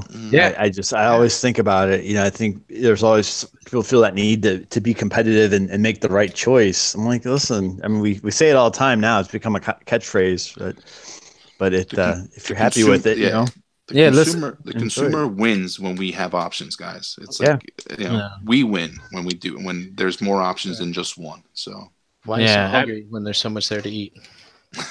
What are you saying? What are you saying? Goodbye. Me to you. What was that? No, Brian saying goodbye to MP10. What was that in your hand? It's an MPO1. He's getting a little bit of hate. I want to give him some love. Poor guy. Thank you, Dave. Yeah, I mean, we're still in that era that it's like we do have that choice, like, and almost, no matter what line you collect, whether you're still that Chug collector or whether you're an MP collector, or whether you're collecting Chug third party, there's still options out there. There's still figures coming out. So it is still a great time to be a part of it.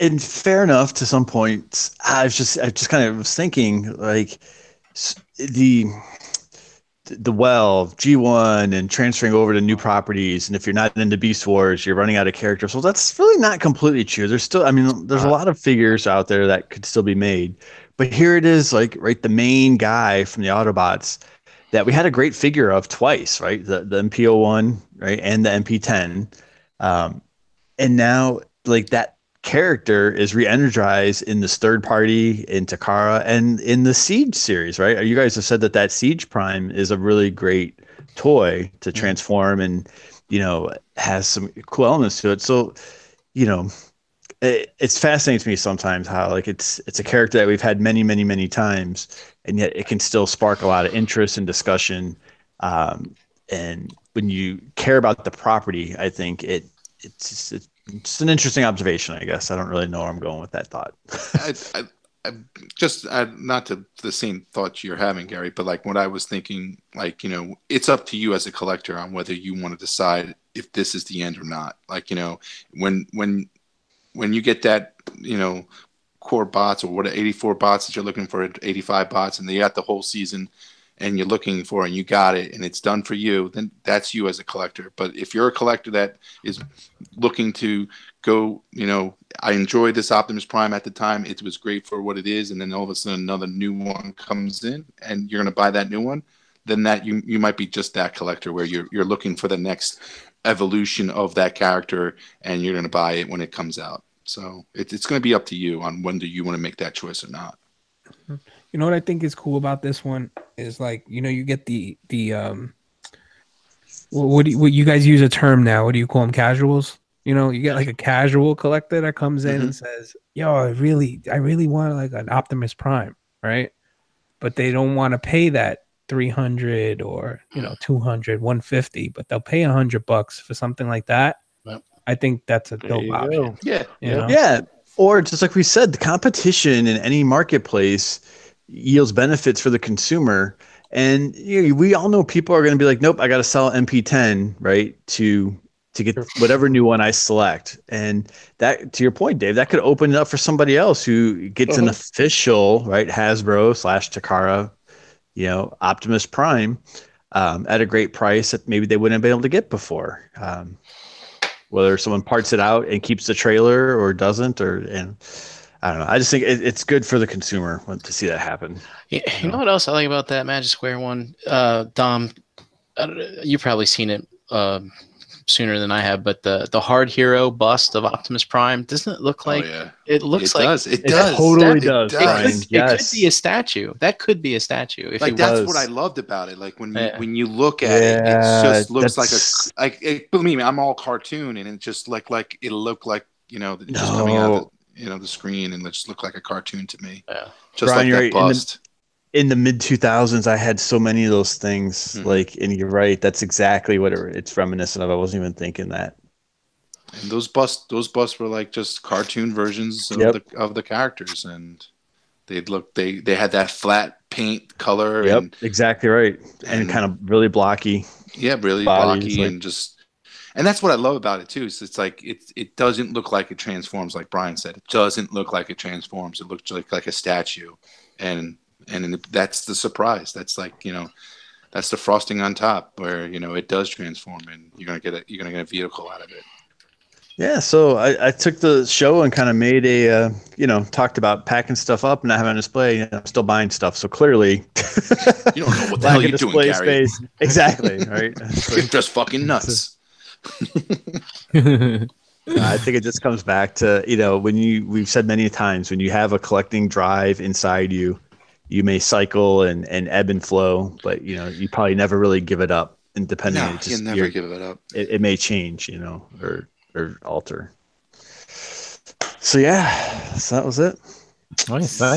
All right. Well, do you guys want to wrap on that, or do you want to move into the question? I'm prepared for the question game if the rest of you guys ain't. Yeah, who's I got a going question tonight? for you guys if you want to throw it out there. I do not have a question. It's supposed to be me, Gary.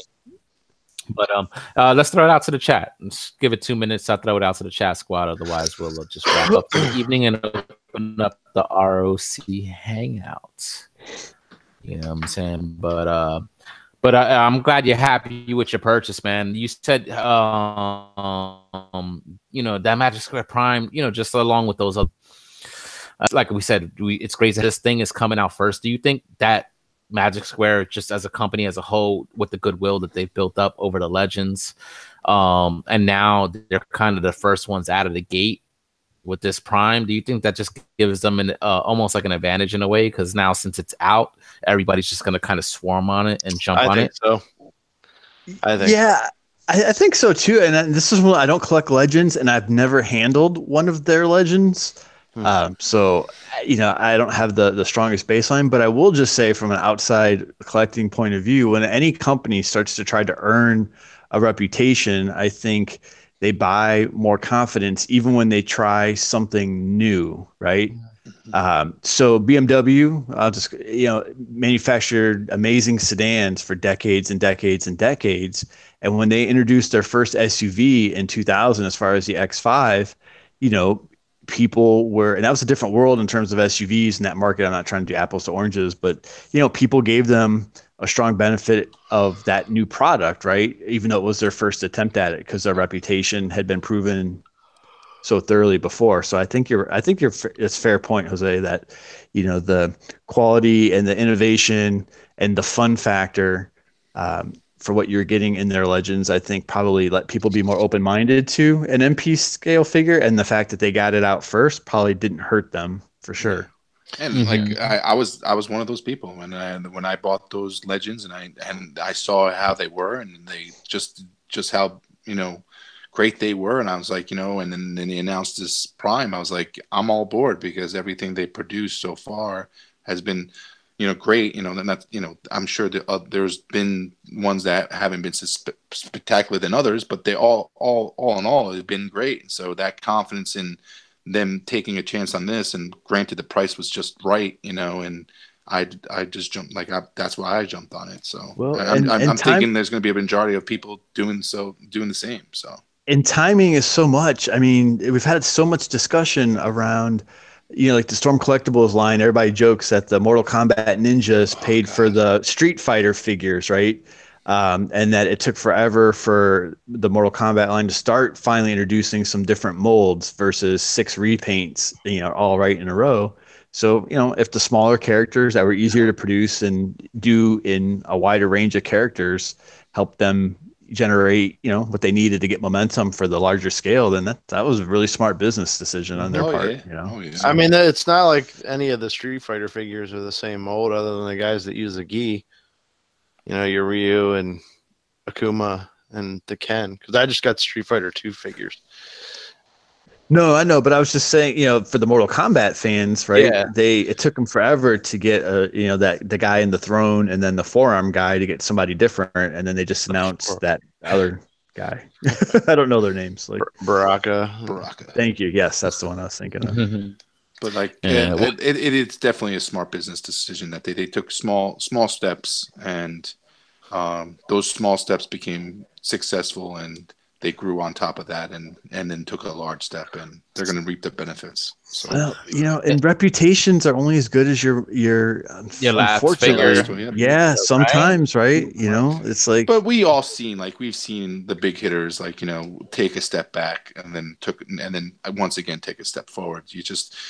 Right now granted we don't know who this company Magic Square is, or whether they are another company, what the case may be. But the thing is that they are making good steps forward. Hopefully they can continue that, and if they do, then I'm sure they're going to be put up with those other heavy hitters that we praise a lot about. I mean, I'll say. Go ahead, Brian. I was going to say based on the amped up. Based on the polls are already there. So yeah. Magic Square is bad, cute. Well, I always thought, I personally I really like the Datsuns, like the Takara Datsuns. I always have liked them as a kid. Being the 260 and 280Z type cars, and but they always seemed a little small to me in scale, even with MP10. They should have just been a little bit bigger.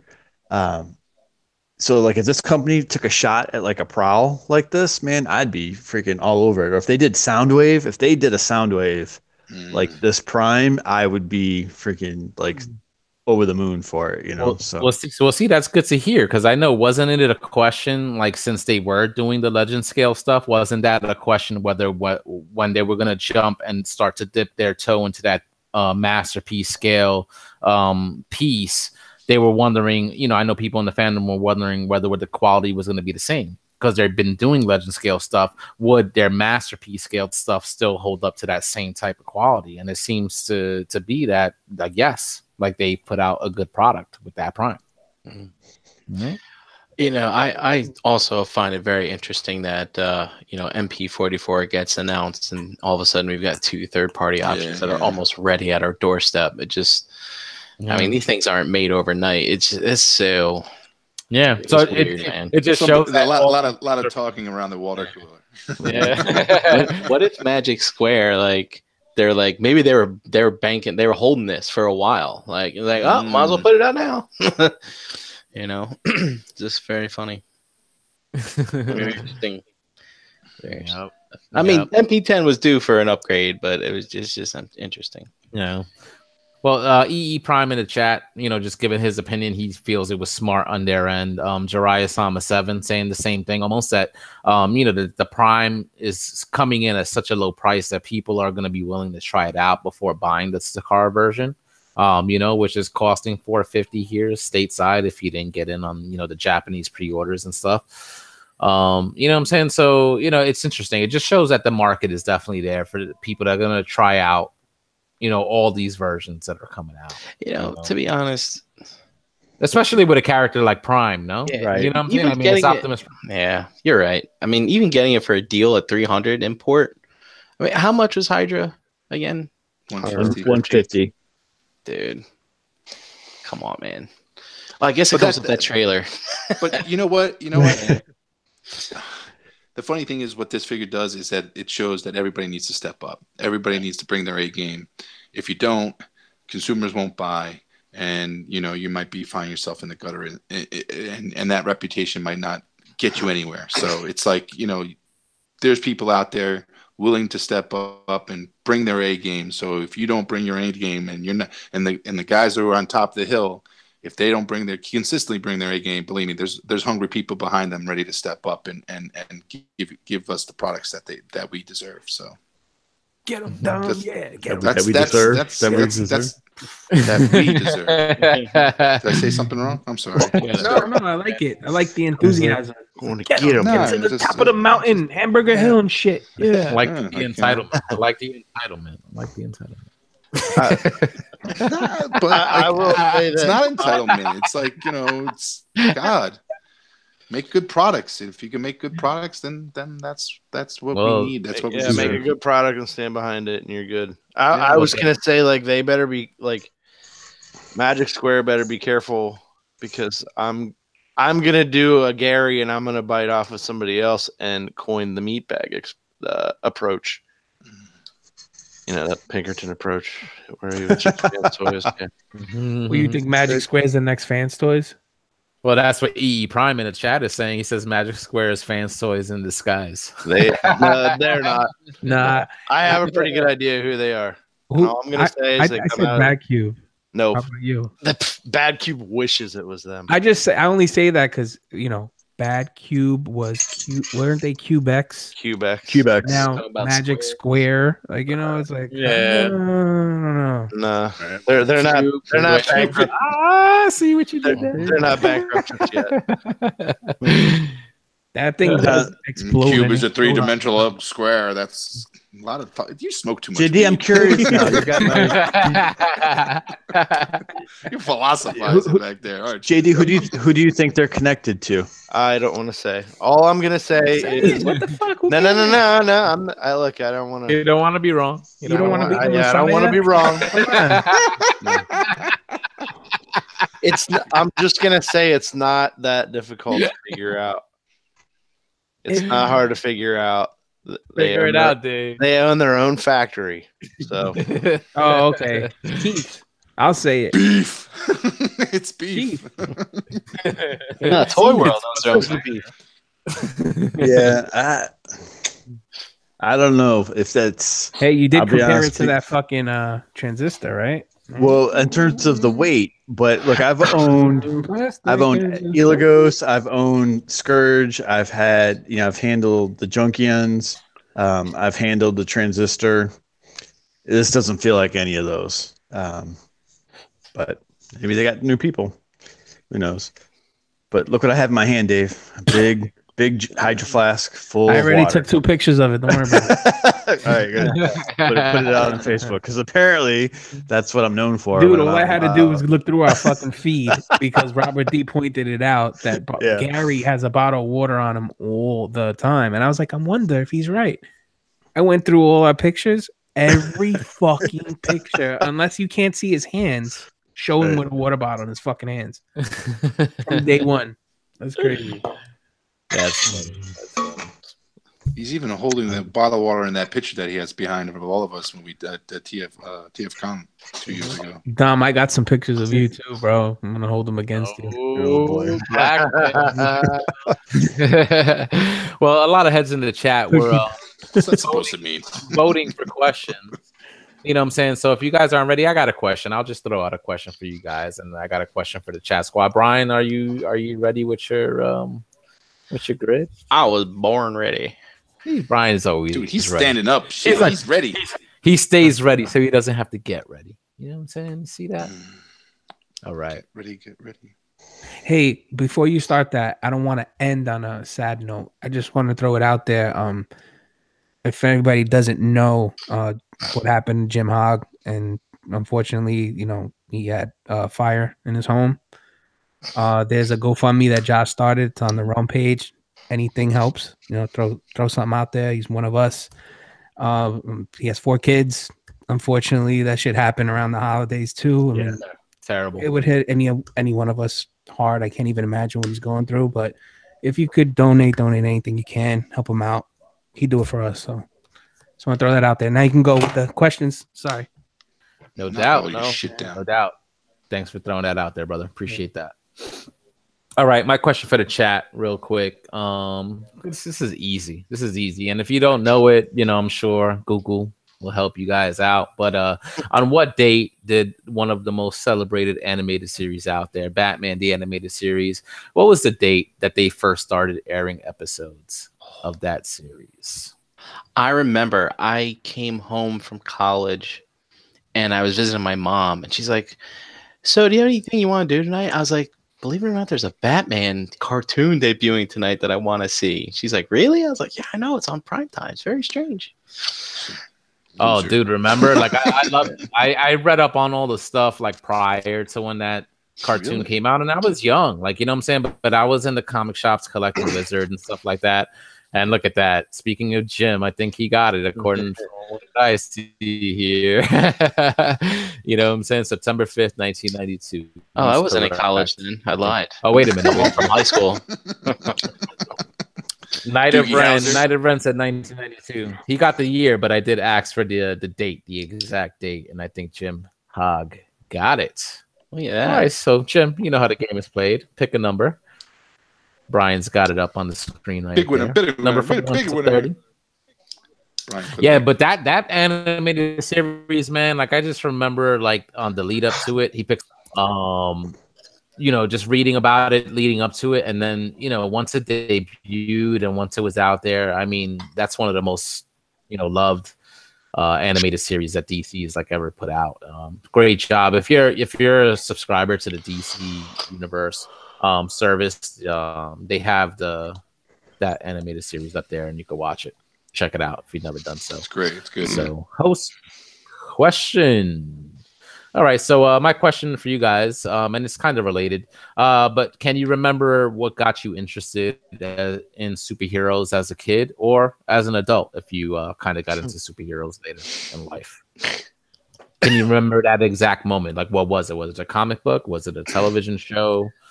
What was it that got you into that genre in general? For me, it was my dad. Like when we were really young, my dad would watch like Wonder Woman and Incredible Hulk and $1 Million Man, all that kind of stuff. Or Bionic Man, he'd watch all those things. You know what I mean? I'm a product of the late 70s, so there were a lot of things that I remember as a kid. But the thing that stands out to me is we loved watching the Incredible Hulk. And we would get so excited. We couldn't even say Incredible. We'd be like, "Oh, it's time for Incredible Hulk. Incredible Hulk. We're going to watch Incredible Hulk." That was, I would say that was probably the defining moment of, my childhood sticking with me. One of the big ones, you know what I mean? Yeah. Watching that shit with my dad and then wrestling around with him, and you don't want to make me angry. I turn into the Incredible Hulk. So JD, it's funny you say that because I think for my answer is pretty much the same. I think that was kind of like my first exposure as a kid. You know what I'm saying? I was born in 1980. So, 3 years old, 4 years old, 83 and 84. You're catching the reruns of that Bill Bixby, Hulk show, which was probably maybe like the most popular thing at the time. Like I know Spider-Man had a show that was, went on in the 70s, but they always showed replays of the Hulk. Like I didn't see that Spider-Man show until I was into the 90s when they started showing replays of it like on Sci-Fi when the Sci-Fi network became a thing. So Hulk and of course the Christopher Reeve like Superman movies that would always be replayed on Channel 11 like back in the day. Like when you're growing up as a kid and you're watching television, like that's what you're seeing. You know what I'm saying? So that's exactly what you were seeing at that time. So yeah, I love those reruns and stuff. Yeah. So I think that was kind of like the initial thing that kind of sparked my awareness of it. And then, I think like my first experience is just like walking into a bodega and then seeing like the comic, all bodegas had a comic rack like that you could buy comics from. And I remember being like 6 or 7 years old and seeing like an issue of Superman on there. And, and back then they were only like 60 cents or 75 cents. You know what I'm saying? So, while you're grabbing your candy or whatever, I was like, oh, grab this comic book. You know what I'm saying? It was a cover like that grabbed me to it. And that was it. Like I was in, and they used to call me like Little Hulk. So I think that's why, like it was that Incredible Hulk TV show as well. You remember you used to see his eyes change and, you just see the clothes ripping. And they used to tell me like as a kid, they used to call me Little Hulk because I used to pretend to be like the Hulk. Like as a kid and pretend, I was like, you just had anger management issues. So it is the Jose same mad. Just wondering if it's like, almost like that same type of thing, whether it's that television exposure, the comic book exposure, or something else that kind of like got you into it. I think that was it for me as well. Yeah, you mentioned it right for me, Jose. It was Christopher Reeve's Superman. That was it for me. Like I remember watching those on Channel 11, and just I thought Superman was like the badass, and just nobody could defeat him, and that was my first exposure to a superhero, and ever since I watched that movie and all the other movies that came out for it, I enjoyed it. So that's why I always think when it comes to Christopher Reeve, that's the Superman that I see. So. You almost called him Spider-Man twice. I did. Yeah. I heard. Superman. Spider Superman. I'm sorry, Dom. I didn't catch that. For me, I had older cousins, and when I say older, these were really my dad's like first cousins, my second cousins, and their mother used to babysit me. So they used to always watch the Adam West Batman. Yep. Yes. Oh yeah. And I was young. I was 3 watching that shit, and I remember loving it and like jumping on the couches and pretending pow, boom, bam, Yeah. I just, you guys kicked it back when you started mentioning that. That really brings it back for me was the Adam West Batman, watching that shit. I think that probably was my first like real exposure to any comic book or, superhero related stuff.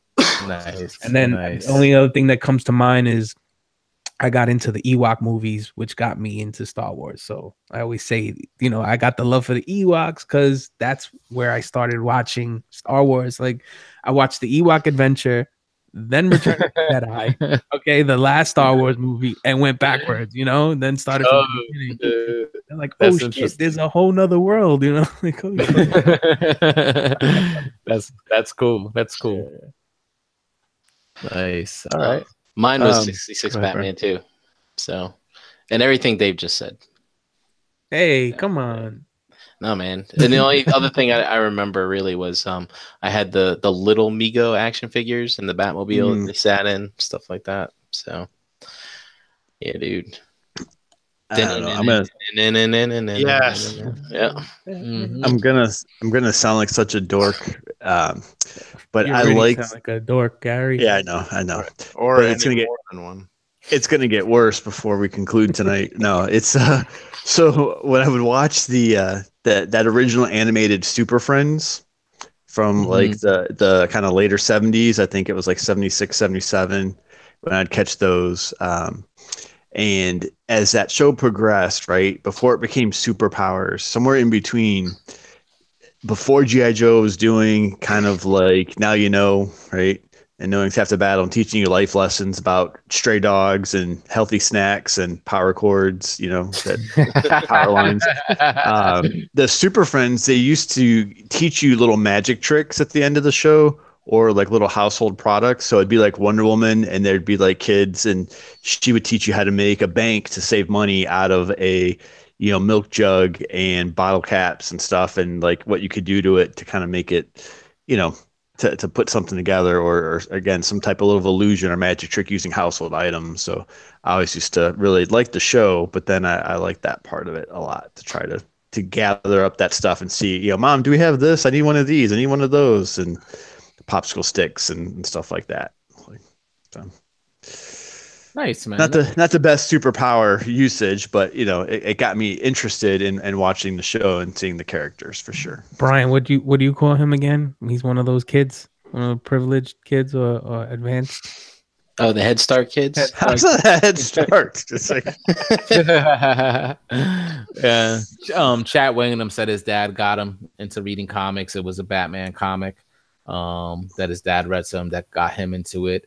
I could relate with Jim H here. He said he used to struggle with reading, and his teacher told his mom to get him comic books, and he said ever since then he's been a great reader and hooked on comics. You know what I'm saying? Like, I don't ever remember like the struggling, but I just do remember that just through reading comic books, there were a lot of words, you know, since I started looking at comics from so young, there was like a lot of words that I didn't understand, that I would read in comics and kind of get what they meant through the context of what I was reading. And then I would learn those things later in school, and I would be like, oh, I noticed already from the comic book. You know what I'm saying? So I think comics for me was a great contributor for me learning how to read, write, and all that stuff. Like, for people that say, oh, that shit will just rot your brains, I disagree. You know what I'm saying? It doesn't matter what you're reading, whether it's a book or a novel or a comic book, a graphic novel, as they call them. I think if you're just reading in general, that's a benefit for your child. Yep, exactly. You know, Dad, what's this word? POW? Pow? Yeah, that's a word. That's what's called an onomatopoeia. Yeah. EE Prime in the chat, he said the same thing. He said he almost got a perfect score in his SATs, and he would swear that that's due to comic books. Dude, perfect score SATs. Head Start, motherfucker. God damn. I'd take that fucking thing twice, and I still ended up, I think I maxed out at 1030. Missed opportunity. Yeah, Night of Ren almost saying the same thing. What got him into books was like his dad's comic book collection. You know, so that's good to hear. Like, just kind of like, you know, we're getting, it's like a generational thing. You know what I'm saying? If your parents are kind of into it, you know what I'm saying? They got their kids into it. Just kind of like, you know, like Dave, like you now, like I'm sure with Chloe, like you're talking about getting her into school and stuff. But I'm sure, you know, as she gets older, you're going to try to put her on to all this nerd stuff that you're into, right? You could come in the room and tell you what side of the room is Transformers and what side of the room is Star Wars. Straight up. She comes in here and she goes, Daddy, which one you like? Which one you like? See, that's awesome, man. I think that's an awesome thing. You know, so all right, good stuff, guys. I think we can wrap on that. We'll open up the ROC Hangout once we finish and go off the air here. We'll run it down the line and get some where you asked before we say goodnight. So I think Brian Brink, I'll start with you, brother. You can find me, Brian Brink, in the Facebook groups and at Brinkalizer on Instagram. And that's it. All right, Big Dom. You can find me on the Facebook groups at Dominic Rosso and here Tuesday night with these guys. Yay! Energon Addict. Find me here on Tuesdays once again, and on Facebook, David Colon, Instagram, Energon Addict. All right, G Money. Yeah, Gary Allen in the Facebook groups. And very quickly, I really want to recognize everybody who's participating in the ROC Wellness Challenge. It is going strong. There's far more active sharing of especially diet adjustments and, you know, recipes and just support for, pushing through and prepping your own food and packing food for lunches instead of eating out and taking the quicker, easier choices. So I think we're off to a really, really great start. Sunday will be our first check-in. I'll put some posts in that group, but it's a great first prize that we're working towards. But again, the real winner will be everybody that just feels a little better at the end of this. But it's really exciting to see how much more I think participation there is of people sharing on this journey with each other for that. So I'm real proud of everybody in that group. So keep that up, and we'll keep making progress to the spring. Yeah, man. Awesome. Wear your socks. Yeah, please, dear God, yes, Sunday. Gary, I want to say one thing about that. Like right now, everybody's being supportive, and everybody's I know we could do this. Let's go, let's man. talk about lose weight. Last couple weeks. Let's see what end of February. I'm gonna be posting straight up pictures of Philly cheesesteaks and pizza. Let's see Super Bowl weekend. Other shit. So seasoning my food with Visine, shit like that. real quick, like every other competition, okay? Like there's this, I say it again, it's a high stakes, high reward in many capacities, right? And many components for this challenge, right? Because we want to be healthy. But look, first prize is a great prize right now. Mm-hmm. And I know there's some people that are supportive, but they're working hard, so there's that kind of that saying about, work quietly, and let the results speak for themselves. So, that's what I'm trying. That's what I'm trying to do. Yeah, and that's okay. Look, that's okay too. It's whatever you need, and that's the idea behind it. But I'm real excited to see where this goes here for the next couple months. So yeah, man. Yep. All right, next up, JD. You might as well give up now, fatty. I'm just kidding. I'm kidding. Are you in it, JD? No, I'm not in it. Because I swear to God, if you shave that beard, you might lose like 50 pounds. Probably. I might. It's a lot of hair. But you can find me, JD Brocious, in the Facebook groups. Pigment Surgery on Instagram and Xbox Live here every Tuesday with these fine fellows discussing various topics of interest. Or not interest, depending on who you are. And every other Wednesday on Figga Bangin'. Nice. We do some live toy reviews. Not this week. Statue reviews. Yep. That was last week's show. And statues over. So. Oh, you roboted there. You roboted there. What was the line again? Statues don't involuntarily fall over. No, I guess not. So. All right, guys. That's for myself. Facebook, Twitter, Instagram, Xbox Live, and the PlayStation Network, all at Harrick and BX. As these guys said, here every single Tuesday night with my bros right here. And remember to check out Verbally Challenged with Harrick and BX, now officially a proud part of the Cool Table Network. Available on all audio platforms. So definitely check that out, guys. Before we head out, realmofcollectors.com. Check it out. And check out all the other shows on the Cool Table Network. Shattercast Uncut, Nerd Rage Radio, Plastic Fanatics, Figga Bangin', Beer and Bolters 40K, Stasis Lock 8 weeks, building up to it, Fresh Communication. I think that's all of them, and Verbally Challenged, as I said. And check out Crashbox Customs on social media for all your Mezco and diorama needs. Just mention the word realm when placing an order, and you'll get a surprise gift with your purchase. All right, so that's it for us tonight, guys. Thank you for watching and listening. We appreciate it. Shout out to the chat squad. You guys were amazing. Thank you for hanging out with us tonight. We are the ROC. We're not going anywhere, so get to know us. The ROC Hangout will continue next. Look out for the link in the ROC Facebook group. All right. Good night, guys. Peace out. So long, Internet. Have a great week, everybody. Have a great week.